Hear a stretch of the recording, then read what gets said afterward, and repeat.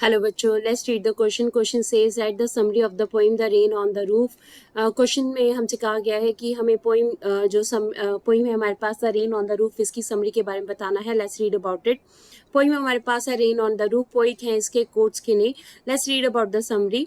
The poet is telling us about the memories of he has of the rain. यहाँ पर इसमें जो है हमारे पास पोइट अपनी मेमोरीज, अपनी यादें जो है रेन के बारे में, उसके बारे में बता रहा है। The sound of the raindrops falling on the roof of his house brings back sweet memories of the past. जो पानी की बूंदें जो हैं, बारिश की बूंदें जो हैं उसकी छत, घर की छत के ऊपर गिर रही हैं, वो उसको स्वीट मेमोरीज, उसकी जो मीठी यादें हैं उसके पास की, वो याद दिला रही हैं। ही सेज, वो कहता है, that when the sky is full of dark clouds, जब आसमान जो है वो काले बादलों से भरा होता है, which are full of water and are about to rain, जो कि पानी से भरे होते हैं और बारिश करने वाले होते हैं। देन द ह्यूज क्लाउड्स, और फिर ये बड़े बड़े क्लाउड्स जो हैं full of moisture move around, और ये मॉइस्चर से भरे क्लाउड जो है, बादल जो है, ये move around in the sky, ये स्काई में जो है यानी कि आसमान में जो है घूमने लगते हैं। And the rain drops that seem like a tear falling from the sky wipe the sad darkness of the night. और रेन ड्रॉप्स, जो बारिश की बूंदें हैं, वो इस तरह से लगती हैं जैसे कि आंसू जो है वो आसमान से टपक रहा हो, और जितनी भी रात की जो है वो उदासी है, उस उदासी को जो है ये खत्म कर देता है।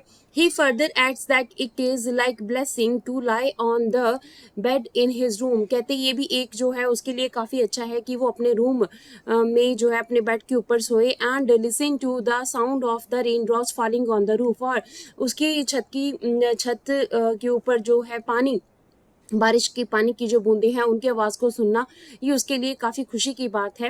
नेक्स्ट ही सेज, फिर वो कहता है, that every tinkle on the shingles has an echo in the heart.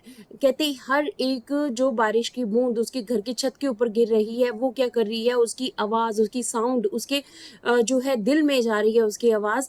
The falling drops of rain on the roof top creates many dreams in his mind, और ये जो है उसके बारिश की बूंदें जो है ये उसके ड्रीम्स, उसके सपनों के ज़रिए जो है उसके माइंड में ये चीज़ें जो है वो आ रही है। And his memories of the past come back in the form of dreams, और उसकी जो पिछला पास्ट है, उसकी यादें हैं, वो सपने के रूप में जो है वापस उसके दिमाग में आ रही हैं। In the last he introduces his mother and says that he is dreaming of his mother. Last stanza में वो अपनी माँ को याद कर रहा है, वो कह रहा है कि मैं अपने माँ के बारे में सपना ले रहा हूँ। The rain brings memories of the past, क्योंकि रेन जो है वो पास्ट के बारे में जानकारी ला रही है। They were the memory of his mother, और ये जो मेमोरी है वो किससे रिलेटेड है, उसकी माँ से रिलेटेड है, who is no longer alive, जो अभी जिंदा नहीं है। Long ago his mother loved him a lot, क्योंकि उसकी माँ उसे काफ़ी प्यार करती थी। Also he would let him sleep until daybreak and have sweet dreams, और दिन में उसको वो सोने देती थी और उसको मीठे सपनों में जो है मीठे सपने जो है लेने देती थी।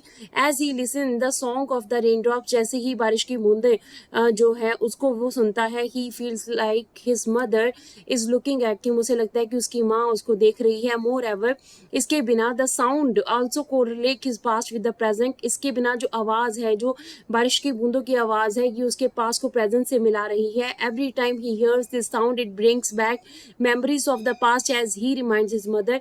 जितनी बार वो इस आवाज़ को सुनता है उतनी बार उसे अपनी मेमोरीज में वो चला जाता है, यादों में चला जाता है, जहाँ पे उसकी माँ की उसको याद आती है। So this is the answer of the question. Hopes you understood the question as well as the answer. Thank you.